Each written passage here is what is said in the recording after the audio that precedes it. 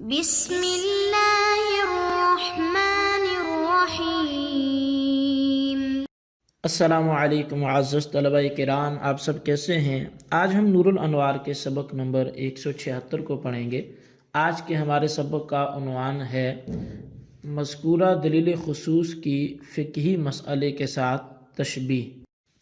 آج کے ہمارے سبق کی عبارت فصوار کما اذا باع عبدین بألف سے شروع ہوتی ہے۔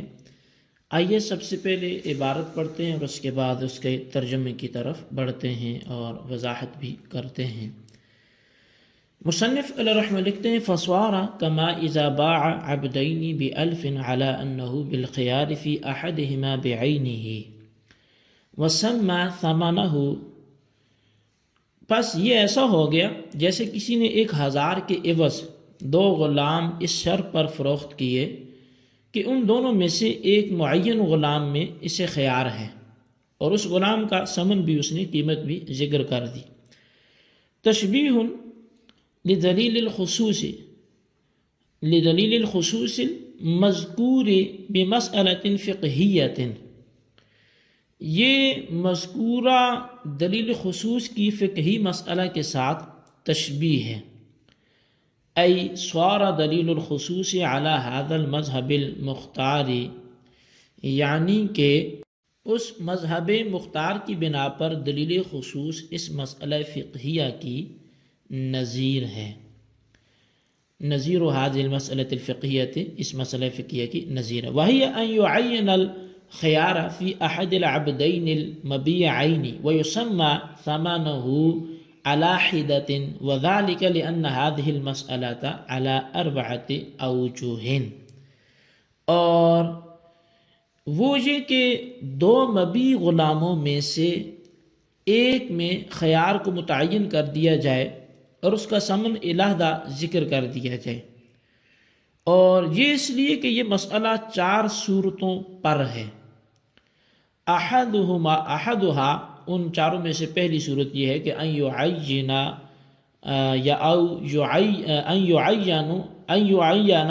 محل الخیار، کہ جو خیار کا محل ہے اسے متعین کر لیا جائے، ویسمى ثمنہ، اور اس کا ثمن بھی بیان کر دیا جائے۔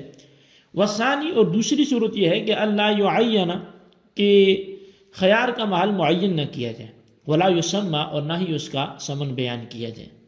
والثالث، اور تیسری صورت یہ ہے کہ ان یعین ولا یسمى، کہ محل خیار تو متعین کر لیا جائے لیکن ثمن کو بیان نہ کیا جائے۔ والرابع ان یسمى ولا یعین، اور چوتھا یہ کہ ثمن تو بیان کر دیا جائے لیکن وہ اس کو متعین نہ کرے۔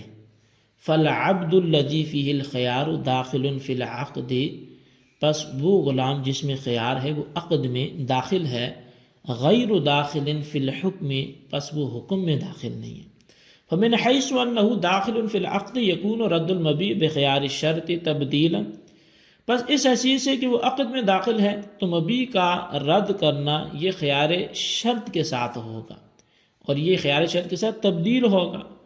فیکون کا نسخ، تو پس یہ نسخ کی طرح ہو گیا۔ ومن حیث انہ غیر داخل فی الحکم یکون ردہ بیانا، پس اس حیثیت سے کہ وہ حکم میں داخل نہیں ہے تو اس کا رد بیان ہوگا اس بات پر کہ انہ لم یدخل، کہ بے شک وہ داخل نہیں ہے۔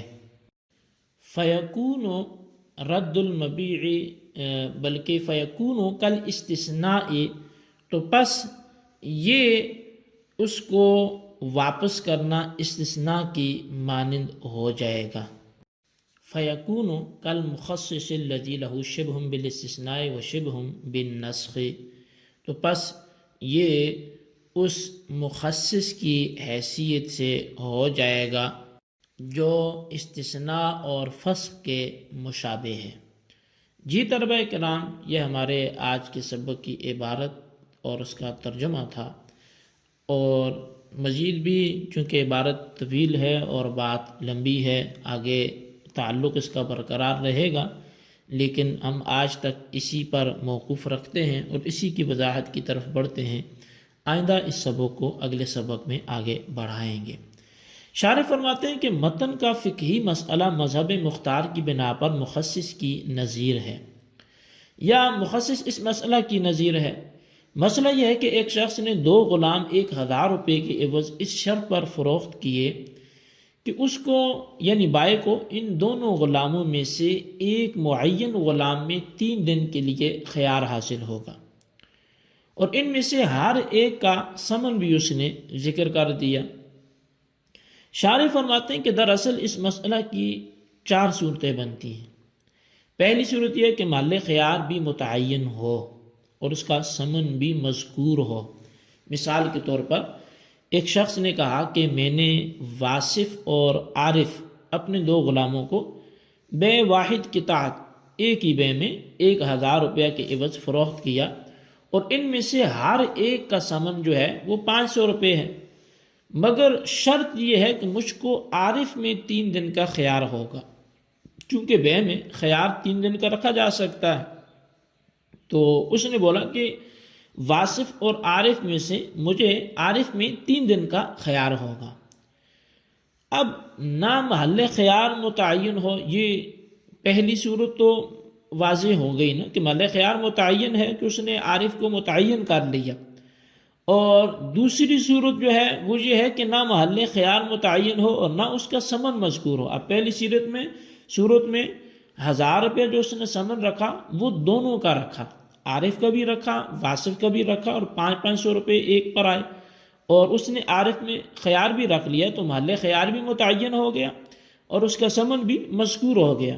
لیکن دوسری صورت کیا ہے کہ نہ محل خیار متعین ہو اور نہ اس کا ثمن مذکور ہو۔ مثال کے طور پر ایک شخص نے کہا کہ میں نے واصف اور عارف اپنے 2 غلاموں کو 1000 روپیہ کے عوض فروخت کیا، اس شرط پر کہ ان میں سے ایک غلام میں مجھ کو 3 دن کا خیار حاصل ہے۔ یعنی بائع نے نہ ہر ایک کا علیحدہ ثمن بیان کیا کہ 2 غلاموں کو 1000 روپے کے عوض فروخت کیا، اب یہ تو نہیں پتہ ایک کا کتنی قیمت ہے دوسری کی کتنی ہے، جبکہ پہلی صورت میں ہر ایک کو اس نے ثمن 500 بیان کیا تھا۔ یہاں تو نہ اس نے ہر ایک کا ثمن بیان کیا اور نہ اس غلام کو متعین کیا کہ جس غلام میں اس کو خیار حاصل ہے، کیونکہ اس نے یہ بولا ہے کہ ان میں سے ایک میں مجھے اختیار حاصل ہے، تو لہٰذا یہاں نہ محل خیار متعین ہوا اور نہ اس کا ثمن مذکور ہوا۔ اور تیسری صورت یہ ہے کہ محل خیار تو متعین ہو لیکن اس کا ثمن مذکور نہ ہو۔ مثال کے طور پر ایک شخص نے واصف اور عارف اپنے 2 غلاموں کو 1000 روپے کے عوض فروخت کیا اور ہر ایک کا ثمن علیحدہ ذکر نہیں کیا، مگر یہ شرط بیان کی کہ مجھ کو عارف میں 3 دن کا اختیار حاصل ہوگا۔ یعنی اگر پہلی صورت کو اور تیسری کو دیکھیں تو صرف اتنا فرق ہے کہ وہاں ثمن بھی ہر ایک کا علیحدہ بیان تھا اور محل خیار تو وہاں بھی متعین تھا، لیکن یہاں محل خیار تو متعین نہیں ہے، محل خیار تو متعین ہے لیکن ثمن علیحدہ ذکر نہیں کیا گیا، بلکہ دونوں کا ثمن ایک ہی ذکر کیا گیا، 1000 روپیہ بتایا گیا۔ اب یہ نہیں پتہ کہ اس میں واصف کے کتنے روپے لگے ہیں، اس کی قیمت کیا ہے، اور عارف کی کتنی قیمت لگائی ہے، اس چیز کو متعین نہیں کیا۔ یہ تیسری صورت تھی کہ جب محل خیار تو متعین ہو لیکن اس کا ثمن مذکور نہ ہو۔ چوتھی صورت یہ ہے کہ ثمن تو متعین ہو لیکن محل خیار متعین نہ ہو۔ مثال کے طور پر ایک شخص نے کہا کہ میں نے واصف اور عارف اپنے 2 غلاموں کو 1000 روپے کے عوض فروخت کیا، اس طور پر کہ ان میں سے ہر ایک کا جو ثمن یا اس کی قیمت ہے وہ 500 روپیہ ہے، مگر شرط یہ ہے کہ ان دونوں میں سے ایک میں مجھ کو 3 دن کا خیار حاصل ہے۔